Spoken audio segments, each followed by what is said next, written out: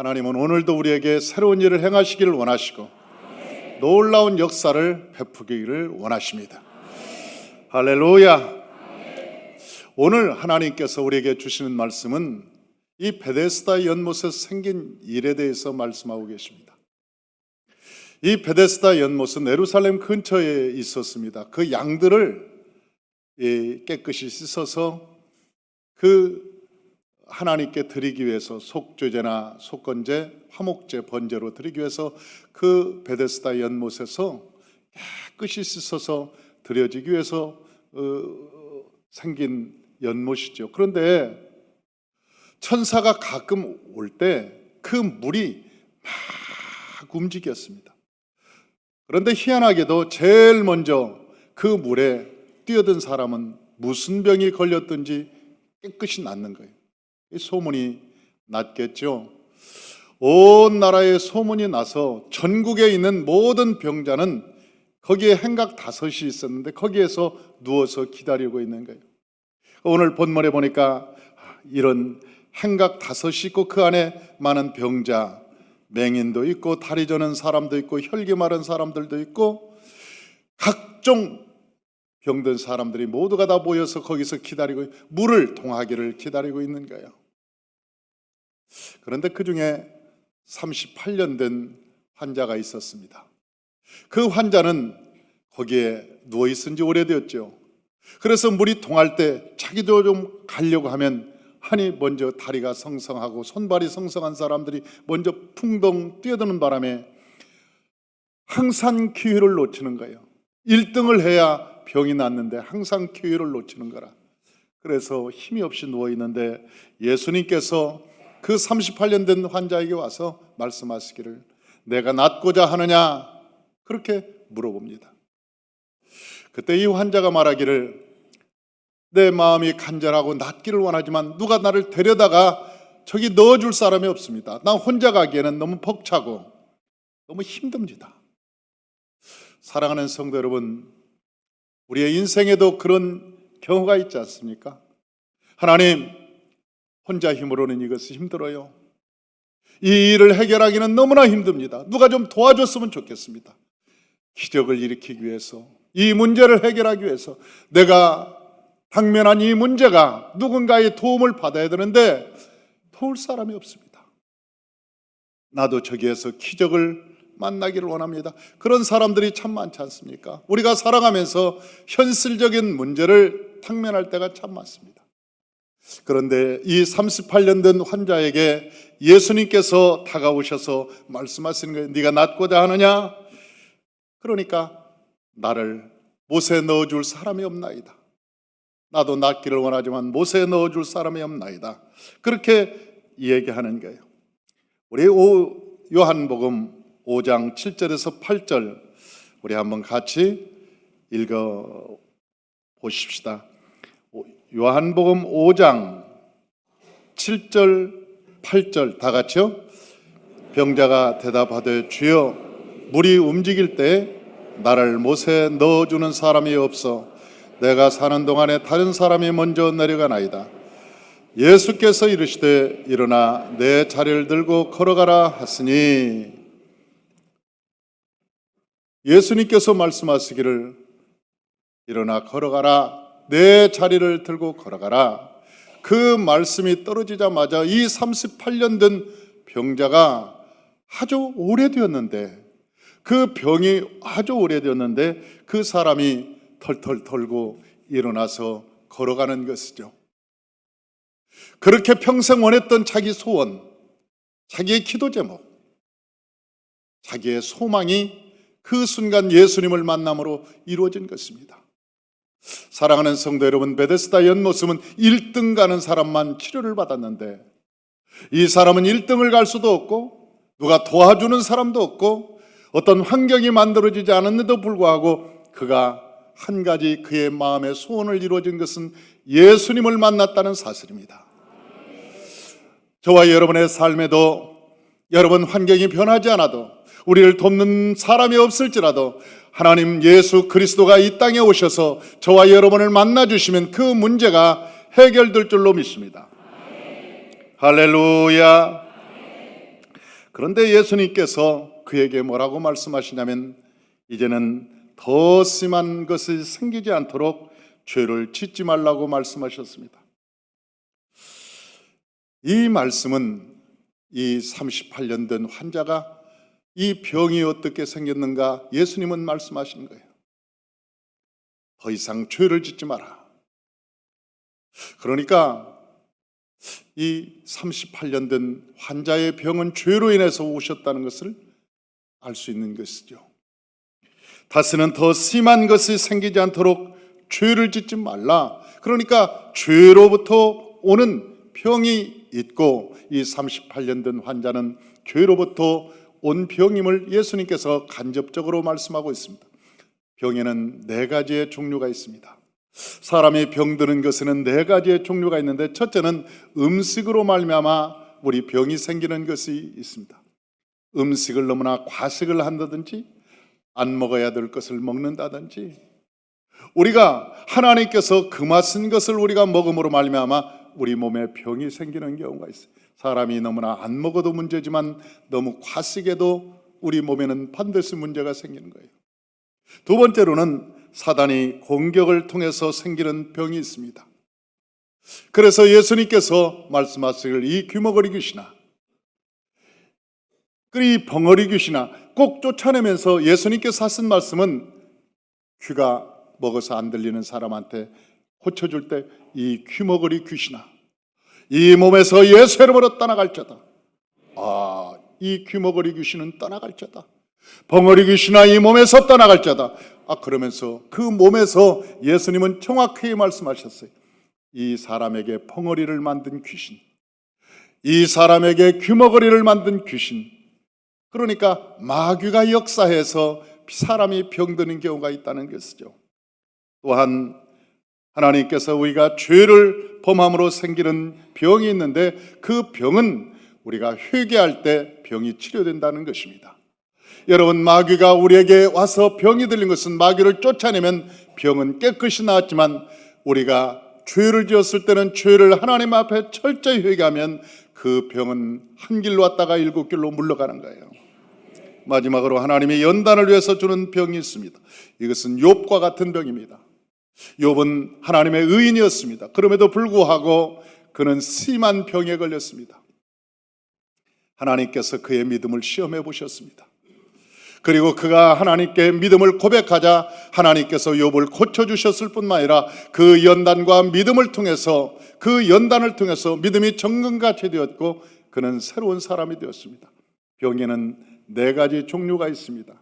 첫째는 음식으로 인한 병이 있고, 두 번째는 사단의 공격으로 사단을 통해서 오는 병이 있고, 세 번째는 죄로 인해서 오는 병이 있고, 네 번째는 하나님이 연단을 위해서 하나님께서 연단을 통해서 우리를 믿음을 키우기 위해서 주시는 병이 있는데 우리가 하나님께 순종하고 그 믿음의 고백을 할 때 우리의 병은 떠나가고 그는 새로운 차원 높은 신앙으로 성장하게 된다고 말씀하고 있는 것입니다. 그런데 오늘 바리새인들을 보니까 왜 치료했냐는 거죠. 그날 안식일인데, 아니 안식일인데 왜 치료했냐? 사랑하는 성도 여러분, 이것이 율법의 폐단입니다. 율법은 늘 형식을 중요하게 여깁니다. 우리나라에 여러분 교단이 장로교가 이 쪼개진 이유가 있습니다. 그 쪼개진 이유가 처음에 하나님께 이 우리 복음이 들어왔을 때는 모두가 다 시골에 가면 이 목재로 된 판자 위에 모두가 다 예배드릴 때 무릎 꿇고 드렸습니다. 그런데 어느 날 방석이라는 것이 나왔습니다. 방석. 그래서 사람들이 무릎을 너무나 꿇으니까 이 무릎이 아픈 거예요. 뼈가 아픈 거예요. 그러니까 방석을 놓고 이제 예배를 드리게 됐는데 손을 들고 장로님들끼리 싸우기 시작하는 거예요. 어떻게 하나님 앞에 죄인이 하나님 앞에 나와서 무릎을 꿇고 있어야지 어디 방석을 앉냐? 그건 안 될 말이다. 방석에 앉아서 어떻게 하나님께 예배를 드리느냐? 맨바닥에서 예배를 드려야지. 그래서 깨어진 게 방석파와 맨바닥파가 깨진 거 아니에요? 아니 진짜요. 이 방석파하고 맨바닥파하고 깨져버린 거예요. 그리고 나중에 의자가 생기고 난 다음에 그 의자파하고 방석파하고 또 깨진 거예요. 여러분, 형식이라는 것은 이렇게 무서운 거예요. 예수님께서 뭐라고 말씀하셨어요? 안식일 날 어떻게 38년 된 환자가 살릴 수 있냐? 어떻게 걸어갈 수 있느냐? 어떻게 병을 고칠 수 있느냐? 그러니까 예수님께서 하도 화가 나니까 하시는 말씀이, 네 집에 있는 소가 웅덩이에 빠지면 안식이라고 죽게 놔두겠냐? 네 집에 있는 재산 1호인 저 소가 안식일이라고 해서 웅덩이에 빠지면 꺼내지 않겠냐? 그냥 죽으라고 놔두겠냐? 하물며 하나님의 형상을 닮은 사람이랴. 사람을 고친 것 가지고 어떻게 안식일 날 고쳤냐고 비방하고 문제를 삼을 수 있냐? 그렇게 얘기하는 것이죠. 사랑하는 성도 여러분, 저는 이 한국교회에서 목회자들이 안식년을 갖는 경우를 종종 봅니다. 물론 좋은 점도 있습니다. 또 어떤 때는 목회자들에게도 안식년이 필요합니다. 안식이라는 것이 필요합니다. 그러나 여러분, 진정한 안식은 하나님 나라에 있는 것입니다. 여러분, 이 세상에 아직도 병자가 가득하고 아직도 이 땅에 죄인이 가득해서 지옥 가는 사람들이 아직도 많은데 어떻게 우리 마음이 평안하고 안식을 누릴 수 있습니까?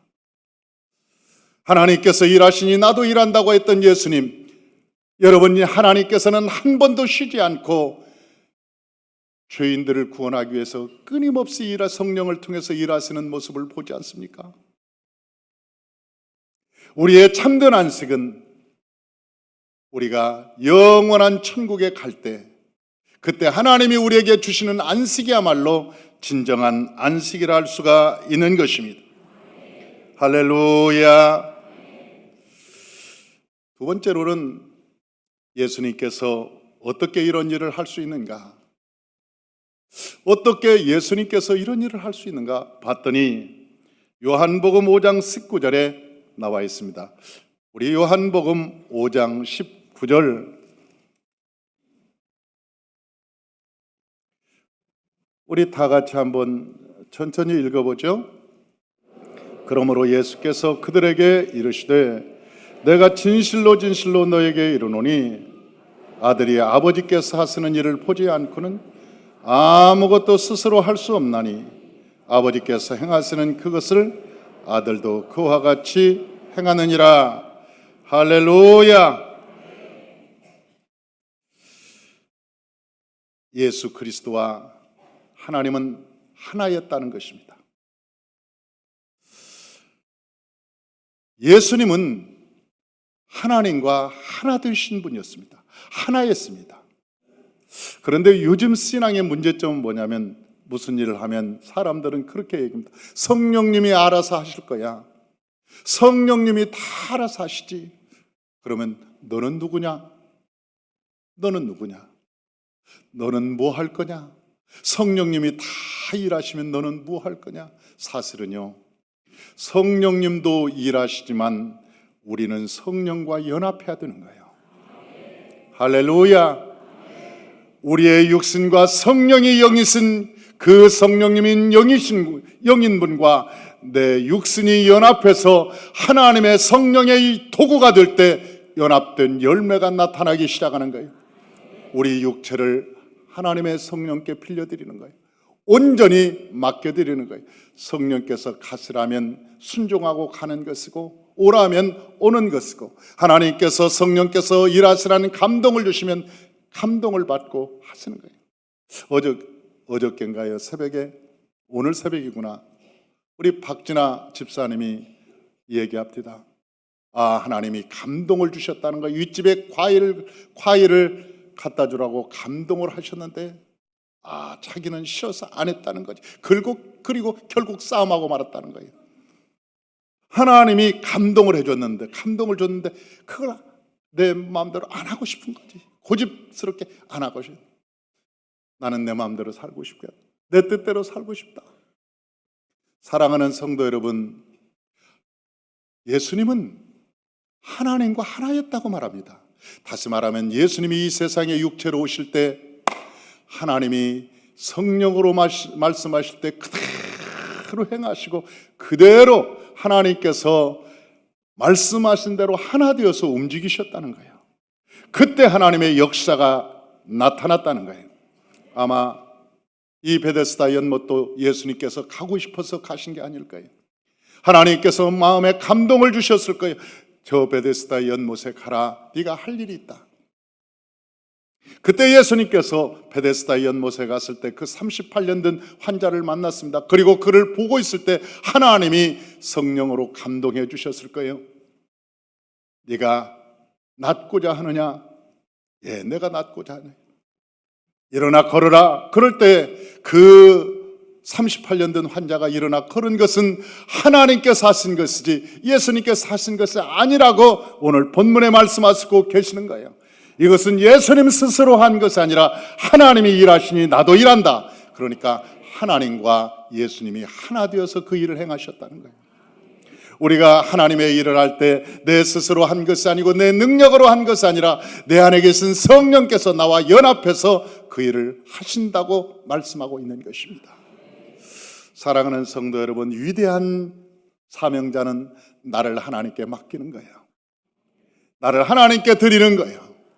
여러분, 내 육체는 모두가 똑같습니다. 많이 배운 사람이나 못 배운 사람이나 잘난 사람이나 못난 사람이나 많이 가진 사람이나 못 가진 사람이나 모든 육체는 똑같습니다. 그러나 내 안에 성령이 계시는가 안 계시는가는 천지칭합니다. 아무리 육체가 우리 세상에 자랑할 만한 육체랄지라도 그 안에 하나님이 계시지 않으면 그는 하나님의 일을 할 수 없습니다. 그러나 그는 세상에서 알아주지 않는 사람일지라도 그 안에 하나님의 성령이 충만하면 그는 하나님의 도구가 될 수 있습니다. 하나님의 일을 감당할 수 있습니다. 저와 여러분의 하나님의 성령이 여러분 가운데 충만하시기를 주 이름으로 축원합니다. 할렐루야. 이것이 하나님이 우리를 통해서 행하시는 일이라고 오늘 본문하고 있는 것입니다. 그런데 연합되지 못하는 자들이 있다고 얘기하는 것이죠. 하나님과 연합되지 못하는 사람들. 그게 어떤 사람들인가? 예수님께서는 우리에게 요한복음 5장 44절에서 47절에 말씀하고 있습니다. 44절에서 47절까지 말씀하고 있습니다. 우리 다 같이 천천히 한번 봉독합니다. 너희가 서로 영광을 취하고 유일하신 하나님께로부터는 영광은 구하지 아니하니 어찌 나를 믿을 수 있느냐? 내가 너희를 아버지께 고발할까 생각하지 말라. 너희를 고발하는 이가 있으니 곧 너희가 바라는 자 모세니라. 모세를 믿었더라면 또 나를 믿었으리니 이는 그가 내게 대하여 기록하였음이라. 그러나 그의 글도 믿지 아니하거든 어찌 내 말을 믿겠느냐 하시니라. 아멘. 할렐루야. 사람에게서 영광을 취하는 자들은 내 말이 너희 안에 거할 수 없다. 사람에게서 인정받으려고 할 때, 사람에게서 인정받으려고 할 때 나는 네 안에 거할 수 없다. 사랑하는 성도 여러분, 우리가 인정은 하나님이 해주시는 거예요. 우리의 인정은 그래서 골방에서 기도하는 것이고 오른손이 하는 것 왼손이 모르게 하는 것도 하나님이 보고 계시기 때문에 그러는 거예요. 우리가 이 세상에 여러분 하나님 일할이 될 수 있는 것도 하나님이 보고 계시기 때문에 그러는 거예요. 진실한 신앙, 그것은 남이 알아주는 것이 아닙니다. 우리의 연수가 아닙니다. 우리의 완장이 아닙니다. 진정한 신앙은 하나님이 우리를 인정하는 데 있습니다. 그런데 오늘 본문에 보니까 왜 너희가 그리스도와 연합되지 못하느냐? 사람한테 너무나 신경 쓰니까. 저 사람이 나를 어떻게 생각할까? 내가 이렇게 하면 저 사람이 알아줄까? 저 사람이 나를 인정해 줄까? 사람한테 영광 받으려고, 사람한테 인정받으려고 하는 것, 이것이 하나님 앞에 가장 위험하다고 하는 거예요.